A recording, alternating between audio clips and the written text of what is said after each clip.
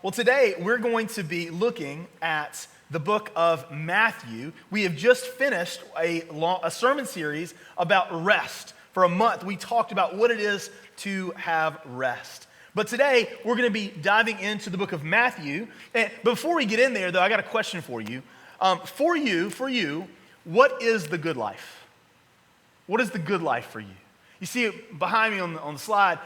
The good life may be just sitting out on the beach, a beautiful day, a cold drink, resting. Maybe you got a book in your hand. Maybe that's your picture of the good life. Or maybe your picture of good life is different. Maybe it's just sitting at home on Sunday after church, watching a good football game. If that's the case, you're probably not a Panthers fan, because I don't think that could be any Panthers' good life right now. Maybe it's something different than that. If you were to ask my wife, she would say the good life for her is gardening. It's being out in the garden and just seeing the things grow and tending for her garden. Good life could be a lot of different things, but I want you to think about it, and I want to capture that image. What is the good life for you? And I want you to go beyond the circumstances, the thing that makes it a good life, and I want you to think about what you feel in your heart and your soul when you're experiencing that good life. What is that experience? Because I think what we're going to see today, as we look now at the Sermon on the Mount, Matthew 5, 1 through 11, the Beatitudes, what we're going to see in this text is that God has a way for his followers to experience the good life in Jesus. There is a way to experience the good life. In fact, that's what the Beatitudes tell us. The Beatitudes teach us that the way of Jesus to us leads to the good life. In fact, Matthew 5, 9 different times, he uses the words blessed. Blessed is. Blessed is, blessed is, blessed is. If you were paying attention to Amy as she was reading, you would hear this phrase over and over and over again. Blessed is the person who. Blessed is the person who. So the question is, what does the word blessed mean? What does the word blessed mean? Well, there's at least two different biblical categories for the word blessing. All right, the Beatitudes show us that to be blessed is to have a right relationship with God. All right? In the Bible, we learn that all humans were created to be in a relationship with the Lord. And it's impossible to be fully blessed if you aren't connected in a right way to your relationship with the Lord. So part of the word blessed is a relational word. It's a relational meaning. But it's also not just to be right with God, but it also means having a flourishing life, which is something that all people want, right? I mean, even in our country, there's this aspirational value that we haven't really ever lived up to fully, right? But you see this in the founding documents. We're looking for the life, liberty, and the pursuit of happiness, right? There's this desire to live a happy life, a flourishing life. We want lives filled with joy. Well, the Beatitudes, which, by the way, the reason why we call Matthew chapter 5, 1 through 11, the Beatitudes, is that in Latin, blessed be or blessed is, that is beatitudo. All right, that's the Latin. And so that's the reason why it's just become common parlance. If you've ever read the book of Matthew, you're probably familiar with that word, the Beatitudes. All right, so what we're going to talk about today is the way of Jesus that leads to a flourishing life. Okay, now I want to be clear. Jesus is not promising you that if you follow his way, your life will be without storms. In fact, Jesus promises you that if you follow him, your life will have storms, right? But here's the key. A flourishing life experiences internal peace even in the midst of external storms. Internal peace even in the midst of external storms, all right? And we see that all throughout Scripture. One of the books of the Bible that most talks about joy is the book of Philippians. Philippians was written by a man as he was rotting away in jail, in prison, having no freedom, in physical pain. And yet he wrote about a joy that exists even in the midst of storms. Now, let's be realistic. This is not to say that at every point in your life, no matter how bad life gets around you, that you're going to be this model of perfect peace. Always just fully rejoicing with a happy face. That's not it. Sometimes it's going to feel like that those storms, as the slide shows now, all but crowd out the peace, right? And we see this even in some of our scriptural heroes, right? Think about Jesus, the Son of God, God himself. Yet in the Garden of Gethsemane, right before he's going to be crucified and experience the wrath of God, he is in agony. His soul is in agony. Now, was he not experiencing the peace of God? Well, yes, but it comes and goes, right? Like what we're not trying to do, what I don't want to do is give you this kind of false salesman pitch. This like, hey, if you follow Jesus, man, everything is going to be smooth sailing for you. Sometimes it feels like the storms all but crowd out our joy. But here's the thing. If you are a follower of Christ, you know that the hope remains, that the peace remains, that the storms will come and go, but what is constant is the goodness of God. It's always there for you. There'll be other times in life when you experience the peace that all but crowds out the storms. There'll be times in life when just the spiritual blessings of God fill you up, and there is just blessed peace. Thank you, Jesus. There have been moments in my life when it feels like a lot of things are falling apart, and yet I'll have these moments. I'd love to say I'm this, spiritual hero, right? Who's always walking around with maximal peace and maximal joy inside. The reality is that's not true. But there have been times in my life when despite the world around me seeming to fall apart, God has just given me a blessing of even for a moment, even for 15 minutes, even for 30 minutes, even for an hour, just this respite where I'm communing with him and I'm like, it's going to be okay. It's going to be okay. The goal is this.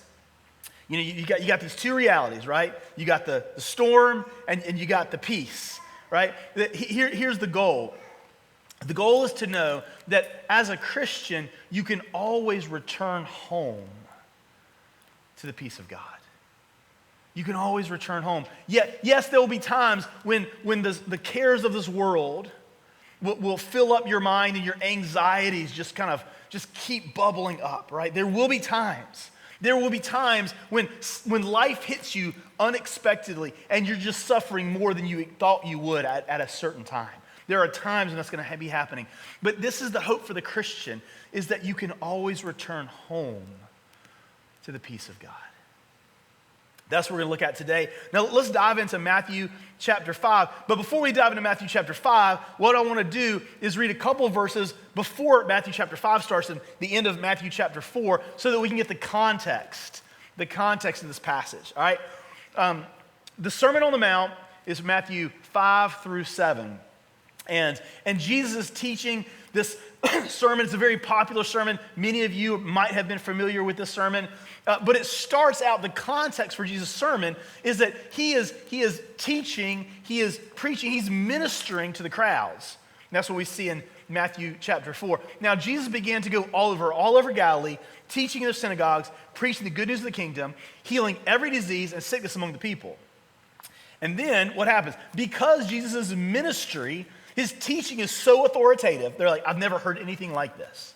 And because Jesus' ministry is so powerful and they're seeing miracles happen, the news spreads. He becomes a celebrity very early on. News spread about him throughout all Syria. And so they brought to him all who were afflicted, those suffering of various diseases and intense pains, the demon-possessed, the epileptics, and the paralytics. And then it says this, Matthew 4:24, and he healed them. All the people who was brought to him, he healed, and large crowds followed him from Galilee, the Decapolis, Jerusalem, Judea, and beyond the Jordan. Okay, so Jesus is ministering, and lots of crowds are following. Now, in one sense, you might think that's a great thing, right? There's all these people who are interested in Jesus. But the problem is, Jesus knows that there's a difference between the crowds who just want to get something for Jesus. Some of the people in the crowds are like, I got nothing to do today. I hear about this miracle worker. Let's go see and be entertained, right? And I'll be honest, that's still how some people relate to Jesus today. It's like, well, hey, I don't want to go to hell, and so Jesus is all right with me, right? And that's kind of where it stands, right? There are these crowds, but not all the crowds were true followers. And so the crowds are actually creating a problem because Jesus actually wants to communicate to his true disciples. Right? So Matthew 5 says this, verse 1. And when he saw the crowds, he went up on the mountain, and after he sat down, his disciples came to him, and then he began to teach them. Okay, in just a second, we're going to get into the actual teaching, the Sermon on the Mount, right? But first, two things that are really important from the initial kind of intro here that we see. First of all, I want you to focus on the word crowds, and then I want you to focus on he went up the mountain, okay? Because both of these are helpful for us as we're getting ready to hear Jesus' most famous sermon to us today, all right? Two key questions I want you to ask. One, given what I've already told you about the crowds, I want to ask you this. Are you a fan or are you a follower of Jesus? Are you a fan or are you a follower? Because here's the interesting part. Jesus is teaching for quite a while here, okay? And as he's up on the mountain, he's sitting down, he's teaching. His immediate audience is the disciples. He's teaching the disciples, the true followers of Jesus. But on the outskirts, the crowds are still there. And we know that because at the very end of the Sermon on the Mount, it says that the crowds were astonished by all that he had been teaching them. So you say, well, who's Jesus teaching? Is he teaching the disciples or is he teaching the crowds? And the answer is yes. He's teaching both of them. All right? But the key difference is how they react. The disciples hear the word of the Lord and they're humbled and they follow. The crowds are there for Jesus as long as he's giving them what they want. That's a fan. It's a fan.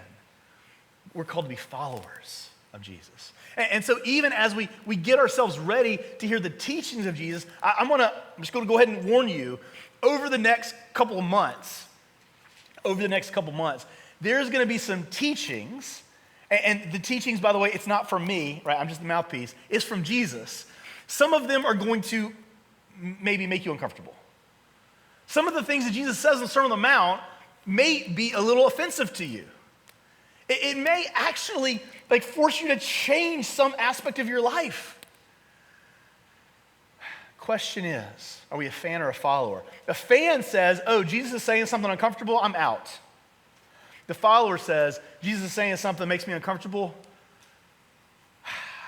I need to follow Jesus and change. Right? Are we a fan or a follower? Second thing is this. The fact that Jesus goes up the mountain should put us on notice. Because all throughout the Bible, especially in the Old Testament, big things happen on mountains. Big things happen on mountains. I mean, you can go all the way back to the Old Testament, the book of Genesis, when the ark, when the flood comes, and the people in the ark lands on the mountain, Mount Ararat. And that's where Noah and his family makes a new covenant with the Lord, right? Or, fast forward, you think about Exodus and Moses on Mount Sinai. We already covered this several months ago. God meets with the Israelites on the mountain. It's an important time. Or you think about Elijah doing battle with the prophets of Baal on Mount Carmel. Or you think, fast forward to the New Testament, Jesus on the Mount of Transfiguration, he goes to the Mount of Olives, and he is transfigured with Peter and John there with him. Big things happen on the mountains. And not only that, but the fact that Jesus, the teacher, is going up to the mountain to teach the law of God. Look, if you are an Israelite right now, your alarms are going off. Oh, this is important. Because the last time a key leader went up to the mountain to teach God's law, that was Moses on Mount Sinai, teaching the very word of the Lord. Now, interestingly, when Moses goes up there, he has to receive the law first, and then he gives it to the people. And the nation of Israel is changed from that point forward. What's different here is because Jesus is so much better, bigger, more powerful than Moses. He is God himself. When Jesus comes up, he doesn't have to receive the law. He immediately gives the law. And so for us, again, as we're getting ready to hear Jesus speak to us, we need to be on notice. We need to, have you ever been in a movie and you just kind of know something important is getting ready to happen, right? And movies come, movies go, there's some high points of tension where everyone's dialed in. Other times people are kind of a little distracted, but you kind of sense when something important is getting ready to happen. So you kind of lean in, maybe get the edge of your seats. Or have you ever been to a concert? A lot of time in concerts, they'll play a lot of background music to get people pumped up and hyped up before the show. But once the artist is getting ready to come out there, they lower the lights, they turn the music down, letting everyone know, oh, it's getting ready to happen, right? And so everyone kind of pauses, everyone gets really focused on what's getting ready to happen, right? Or students, all right, kids in class, have you ever been in a class lecture, right? Teachers teaching, and sometimes you're dialed in, sometimes you get distracted. But have you ever heard your teacher say this? Hey, y'all, I want you to know this will be on the test. Now, I'm not the smartest guy, but when the teacher said this is going to be on the test, I'm like, oh, I better get out my note. Stop doodling, and I need to start taking notes. This is important. When Jesus goes up on the mountain, sits down, and begins teaching, y'all, we need to be like, oh, this is going to be good. This is going to be important. All right, one last context, and then we'll get into it. I promise you, one last. There's two main points that I want you to get through the sermon. One, we've already talked about, the fact that the way of Jesus leads to a flourishing life, right? The way of Jesus leads to a flourishing life. The second thing is this, is the way of Jesus contrasts with the way of the world. And here's the thing. Look at the next slide here. Now I just want to say, this slide is intended to convey how some people feel about what's going on right now in the world, right? And by, I know it's got an American flag behind you. It's all over the world, right? But in the United States, there are some people, you may be among them, who feel like, man, things are just getting bad. There's more anger than I've used to experiencing, over the past, couple years. There just feels like everyone's fighting. Government's not working so well. I mean, it's currently shut down. There's just, things aren't going that great, right? And there seems to be a way of the world. If you hear people talk, news reporters or politicians talk in the world, a lot of times it's real angry, right? And it feels like just this combative style. And then sometimes the words translates to actual violent actions, right? And so the way of the world feels angry. It feels divisive. It feels like hot. It feels like we other people, right? We other others. We say, hey, those people out there, I've heard some folks say those people are animals or those people aren't human. We demonize others. That's the way of the world. The Beatitudes teach us that the way of Jesus is opposed to the way of the world. Y'all, this is so important. So important. I mean, in some ways, if you were to ask me, hey, what do, let's say especially Christians, what do Christians in this time need to hear, need to focus on? I would say, man, it would be great if every professing Christian just spent months meditating on the Sermon on the Mount. Because here's the reality, y'all. You know this. Not everyone who says, hey, I'm a Christian, lives that out. You know that? Not everything done in the name of Christ is truly Christian. You know that. There have been some heinous, some awful acts throughout history done in the name of Jesus. Wars fought unjustly in the name of Jesus. Right? Slavery perpetuated in the name of God. Not everything that claims to be Christian truly is. And so what we have to do is be careful. We have to be discerning. And we have to say not what has the name of Christian, but what actually is the way of Christ. What is the way of Jesus? And family, that is what we're going to focus on today. So 2 key points, and we're going to keep going back to these points all throughout as we kind of dive in. The Beatitudes teach us that the way of Jesus is opposed to the way of the world, and also the Beatitudes teach us that the way of Jesus leads to the good life. All right, here's what I'm going to do. You see this slide behind me? On the one side, you see the way of Jesus, and on the other side, you see a verse. So what I'm going to do is go through the slides, and we're going to just read through Matthew 5, 1 through 11. And we're going to, on the one hand, we're going to start looking at the way of Jesus. So everything that you see on the right side of the screen, that is going to be the way of Jesus. And then we're going to look verse by verse by verse as it kind of teaches us what that way is. And this is the important thing, because there's a lot of material here. And I don't want to get lost in the details of each little verse. So every time I throw a verse up there, we're going to talk a little bit about it, what it means, and how it's opposed to the way of the world, and how it leads to the good life. But really, what I want you to do is this. If you come away from the sermon and you only have one thing, then I'll be happy. If you have a general overall sense of what the way of Jesus looks like, feels like, you can sense it, you've got the flavor of the way of Jesus, then I think the Lord will be blessed and will be encouraged.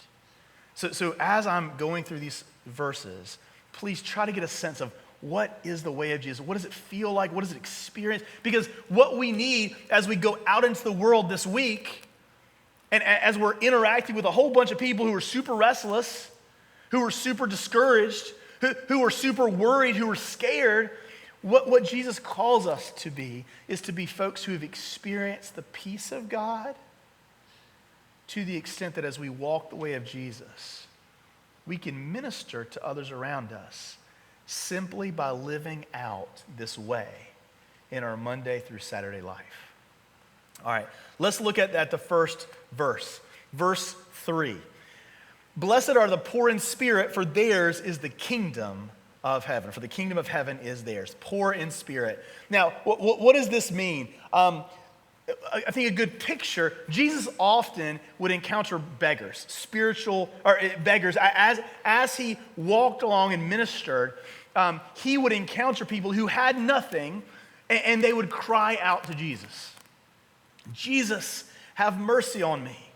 Sometimes they were blind. Sometimes they were crippled. Sometimes they had leprosy. Sometimes they were notorious sinners. Over and over and over again, Jesus interacted with folks who were poor, who were outcast, who were exiled, who had nothing. And they would simply have this beggar's mentality. That's what poor in spirit means. God is calling all of us to recognize the fact, here's the thing, recognize the fact that you and I, whether you realize it or not, we are spiritually poor. So what does a beggar do? Opens hands to receive. Receive.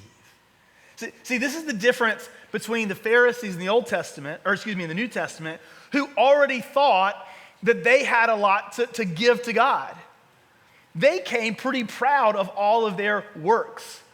They felt pretty good about it. They're like, hey, I got a bag full of good works, all right? God owes me something. That's the Pharisee. That's the legalist. The spiritual beggar says, Lord, I have nothing to give to you. Would you be gracious and merciful to me? That's what it means to be poor in spirit. And in some ways, family, that's the picture of Christian life from start to finish. Because the entrance into the Christian life is by saying, I'm a sinner and I need you, Jesus. And to the day you die, no matter how mature you get, in some ways, the more mature you get spiritually, the more you'll recognize how spiritually poor you are, right? I find this all the time, and it irritates me, but this is the way of God, right? I feel like I'm doing some battle in some area of my life with sin, and I'm wrestling with it, and God finally gives me victory over this, and I'm like, oh, like he's helping me, right? And I'm like, whew, I got that one covered. And then he shows me something else. I'm like, oh, I didn't even know that was there. I was so focused on this area of my life that I didn't realize I had sin in this area. He's like, oh yeah, you did. And then it's the same thing, right? Start working on that, and it's time, and sanctification's messy, but like the Lord gives me some victory, and I'm like, oh, man, I'm feeling good. And it's like, all right, David, look over here. I'm like, oh, come on. Spiritually poor. We need the Lord's grace, and that's a posture. All right, blessed are the poor in spirit, for theirs is the kingdom of heaven. But also, blessed are those who mourn, for they will be comforted. Blessed are those who mourn, for they will be comforted. Why are we called to mourn? Right? It's not that God's calling all of his children just to go around being sad and depressed all the time, but we're called to mourn because of the reality of the world we live in, right? And the reality of our broken hearts. All right, the brokenness outside the world and the brokenness inside of us, right? It's easy, right? Think about this is the way of Jesus, being those who mourn. It's the way of the world. The way of the world is to kind of put on blinders to all that stuff. They're like, hey, I'm going to get mine, and good luck to my neighbors. I'm going to get mine, and, I'm just going to not think about the bad stuff going on in the world. I heard one comedian say one time that, he was hanging out with some really ultra wealthy folks, and he's like, I noticed something about the ultra wealthy, and this is not a dig on rich people, that's not it. But he's saying one of the things that he noticed is that as he was hanging out with these ultra wealthy folks, is that anytime you tell them anything bad, you say, hey, did you hear about so-and-so had cancer? Or did you hear that so-and-so got in trouble with the police and, his son is in jail? He's like, I'd be talking to these rich folks, and the rich folks say, I wish them well. And then they hit their golf club and they keep going on. That's a picture. That's a picture of the opposite of those who mourn. It's those who are like, hey, yeah, tough luck to them. I got my life here. We are called as Christians to mourn the reality of brokenness in this world. Not mourn with those who have no hope, right? Like we know that there is hope, but we see the brokenness. We see our neighbors who are in need. And we care, we lament, we rejoice with those who rejoice, and we mourn with those who mourn. We mourn the brokenness in this world. We mourn the evil systems in this world.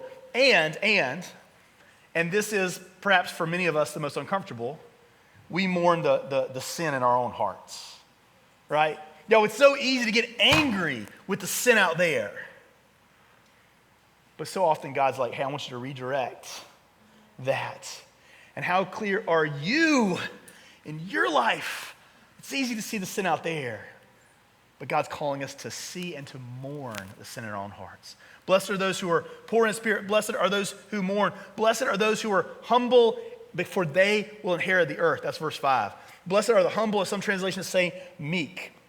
Now, the most common translation for this one is meek, so I'm going to focus on that for a minute. A lot of times, I don't know if because the words rhyme or what, but a lot of times when we hear meek, we think weak, right? That's not biblically what meek means. When Jesus says, blessed are the meek, the word meek is actually a strong word. It's a word that connotes strength. The meekness you see on the screen behind me is oftentimes, is described a battle horse. A battle horse, you see on the screen behind me, the battle horse is a strong horse, and yet a strong horse that is brought into submission.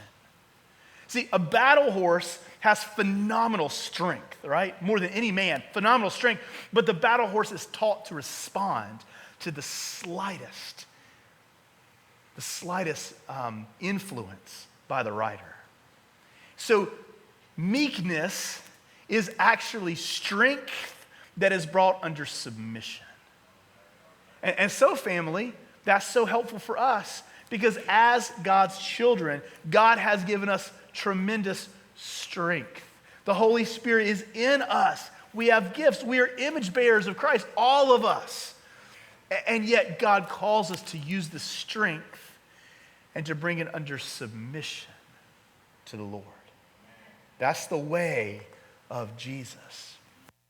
And so you might find yourselves at times tempted to get in there and, people out there are yelling and screaming and angry and, just so upset and they're just kind of giving vent to their emotions. They're on social media and they're kind of going at it on the right or they're going at it on the left. And there's so much anger. You may feel yourself tempted to kind of give in to that and to get in there.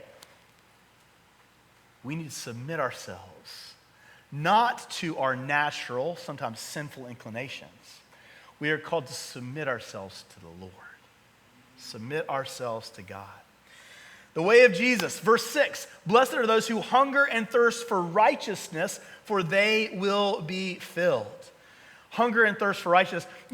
Some commentators have said that this is probably the central phrase, the central kind of piece, central verse in the Beatitudes, because it's kind of going at the core of your heart's desire. What are you longing for? Are you hungry and thirsting for righteousness? And if so, then the other pieces will sort of fall into place. If you're really hungry for God, thirsting for his righteousness, then as a result, you will be poor in spirit.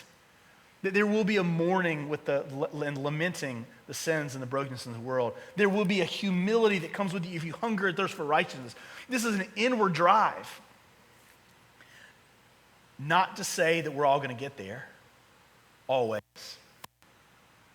None of us should look at someone else and put them on a pedestal saying, hey, they're always righteous. They're always following the way of the Lord. By the way, righteousness has a Godward dynamic and a horizontal dynamic. When the Bible uses righteousness, it's talking about holiness before the Lord, doing the things that God says are for Christians to do and avoiding the things that not. So there's a Godward dimension, and then there's a social dimension as well.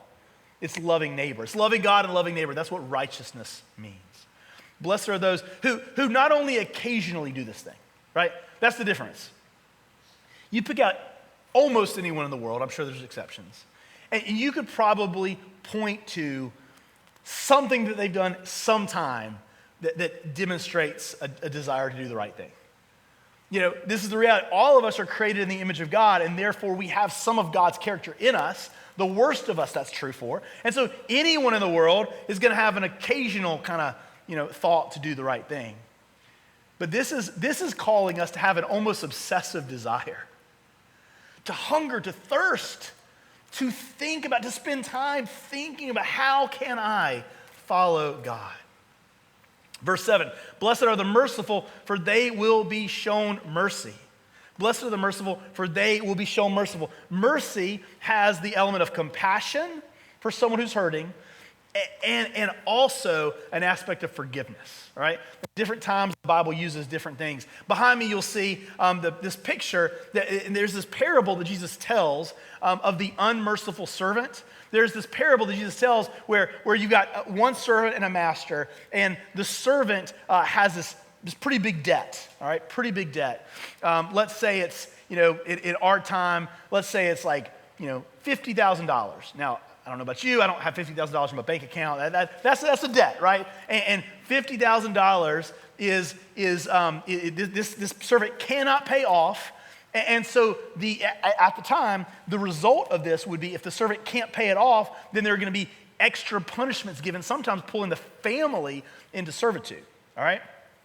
The servant, he begs the king or the master for forgiveness. Hey, would you please forgive me? Just give me a little more time. And the master, being merciful, says, your debt is forgiven.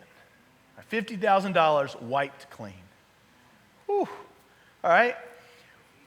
The servant doesn't stop there. The story doesn't stop there. If it did, that'd be a happy story, but it actually gets kind of bad. Because the same servant who was forgiven the, let's say, $50,000, he goes and someone else owes him $5,000. Now, let's be real, $5,000 is not nothing, right? If I owe you $5,000, you're going to feel some kind of way about that if I don't pay it back, right? All right. So, but it's nothing compared to $50,000. So the servant who was already forgiven the $50,000 goes to the servant with $5,000. Same thing happens. The servant begs, please forgive me. The servant who was forgiven the debt of $50,000 has no mercy on the servant who owes the $5,000, and so he throws him into prison until he can pay off the debt. First master hears about it and, of course, is enraged. And the unmerciful servant is thrown in prison. And the point for us, you and I, is if we have been forgiven much by God, and we have, then how can we not forgive those who sin against us? Family, it doesn't mean it's going to be easy. Jesus didn't say, therefore, it will be easy for you as you show mercy to others. No, oftentimes, showing mercy, it's very painful. But God calls us to look to him and to see the mercy that has flowed out like a flood on us. He just asked us to, have a little, spring flow of water going to others. A tidal wave has come on us. We just need to drip a little mercy on others, right? The way of Jesus is merciful. Finally, or not finally, but close to finally, verse 8, blessed are the pure in heart, for they will see God. Pure in heart, this is an inside-out change. God calls us not just as Christians to act right, but to be right in our spirit. To not just put on the fake smile, but to let God do the work in us, changing us from the inside out.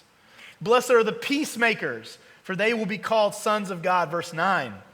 A peacemaker is someone who comes into the room. Have you ever experienced this? There's just tension in the room, right? Some people aren't getting along. It's just not going well. And then there's someone who steps into the room, and this someone's got some gravitas. Maybe it's granddad, right? Or maybe it's grandma. And she comes into the room, and because of who she is or who he is, the atmosphere changes a little bit. There's still some tension, but everyone knows, we got to act right because grandma's in the room. God calls us to be men and women who have experienced the peace of God so we can share that peace. Blessed are the peacemakers. Family, you want some homework this week? You didn't ask for it, but I'll give you some. In your work week this week, with your friends, with your family, ask Jesus to help you be a peacemaker. That's applicable, that's relevant in every circumstance. Help me to follow the way of Jesus by being a peacemaker.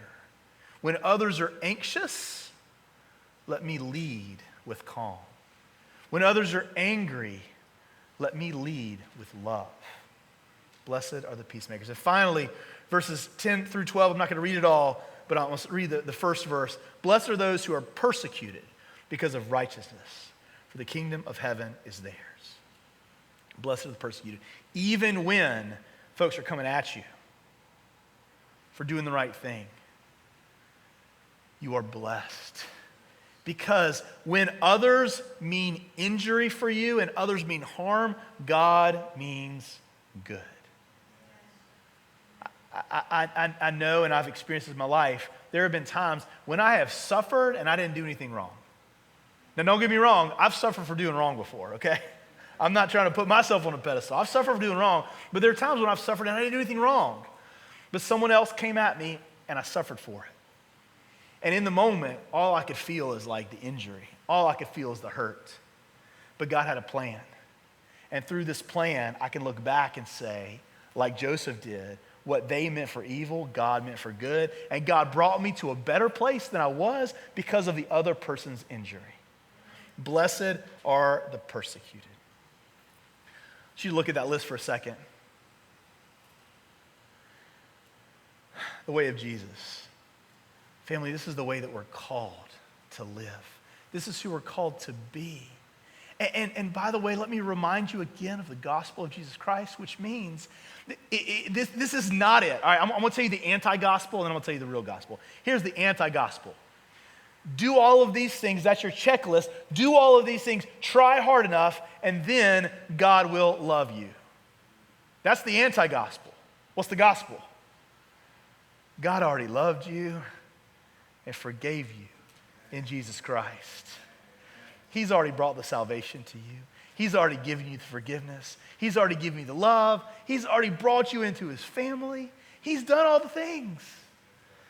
And because he has, you and I have it's a privilege and it's a responsibility to live out our salvation. Family, the world needs us to follow the way of Jesus. Remember one of our main points. The Beatitudes teach us that the way of Jesus is opposed to the way of the world. Family, the world is dying for Christians to be Christ-like. And I know probably like me, you've seen examples of Christians in this present moment being very un-Christ-like. And we can get so bogged down with that. that we forget that every moment of our lives is an opportunity to show our friends and our neighbors by our life the way of Jesus. Don't get so frustrated by folks out there who are not following the way of Jesus that you don't see the opportunity right in front of you. There's freedom in that. Today, tomorrow, follow the way of Jesus. And then finally, remember, Beatitudes teaches the way of Jesus leads to the good life. Not the perfect life, not the painless life.